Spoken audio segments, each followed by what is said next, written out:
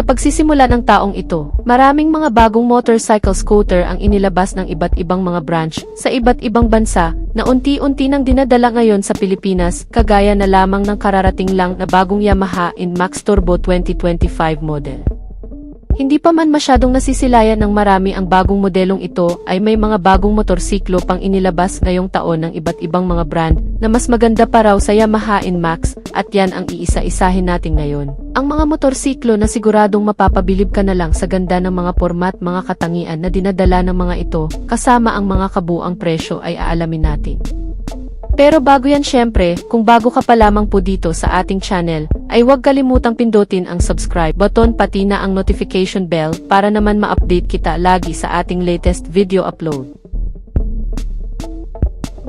Hero Motocorp Zoom 125, isang bagong commuter mula sa Indian manufacturer. Ang modelong ito ay magbibigay daw ng mas maaasahang biyahe at mas compact na kagamitan sa mura lang nitong presyo. May sariling design, ngunit may pagkakatulad sa ilang mga nakasanayan na, gaya ng pagiging convenient comfort at mas madaling paganahin. Pinapagana itong motor ng 125 cubic centimeter na displacement capacity na may kasamang single-cylinder, 4-stroke, at air-cooled type na cooling system. Ang fuel supply system nito ay fuel-injected na nakakonect sa isang CVT-type transmission na kayang magpalabas ng 9.92 horsepower sa kada 7,500 RPM at 10 Nm of torque naman sa kada 6,000 RPM. Ang front external design ng modelong ito ay inspired sa Falcon na may animoy matapang na itsura, dala ng pinahusay na disenyo ng LED headlamp na may kasamang daytime running light. Kaya naman ang aerodynamic at physical appearance nitong motor ay mas naging unique sa ilang mga kasabayan. Bukod pa dyan ay ipinagmamalaki rin ng brand ang pagiging maaasahan nitong motor, hindi lamang sa performance kundi sa pagiging dekalidad, sinamahan ng matitibay na klase ng suspension sa front na naka-telescopic fork, habang single-sided shock absorber na may core spring naman sa rear suspensions nito. Ang dalawang gulong nito sa harap at likod ay parehong naka 14-inch size at may alloy wheels na naka tubeless tires. Ang bawat ilaw nito mula sa harap at likod kasama ng mga turn signal lamp indicator ay mga naka LED type na klase na may sequential turn signal light indicator.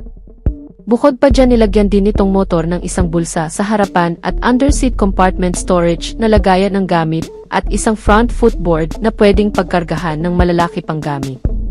Itong Hero Motocorp Zoom 125 ay sinamahan din ng mga modernong features, kabilang na ang instrument meter panel na naka-digital display, isang charging port system para sa mga gadget, illuminate start button, booth lamp, at turn-by-turn navigation. Kung tutuusin ay wala ka nang masyadong hahanapin dahil sa mababa nitong engine ay siguradong magbibigay din ng mas magandang fuel economy sa kahit saan mo man gamitin. Sa pagkakaroon ng fuel tank capacity na 4.5 liters ay siguradong kahit malalayo ang biyahe ay aabuti ng average fuel consumption rate na 60.6 km per liter. Bukod pa dyan, ang pangsiguridad at pangkaligtasan din sa motor na ito ay hindi pinabayaan sa pagkakaroon ng front disc type na braking system at rear drum brake na magbibigay din ng mas maganda at compact na braking system kahit pa sa mga biglaan. Nilagyan din ito ng engine check warning, additional shutter lock for security, at headlight na naka-LED projector type.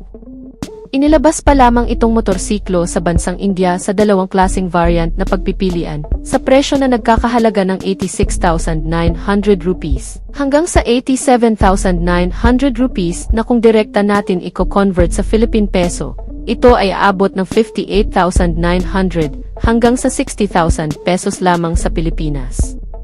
So yan na muna ang ating latest news and update mga ka-Wizard Moto. At kung bago ka pa lang sa ating YouTube channel, ay huwag kalimutang mag-subscribe. Sa ating mga solid subscriber ay maraming salamat sa inyong walang sawang pagsuporta. Antabayanan lang ang ating susunod na video upload. Ride safe and God bless as always.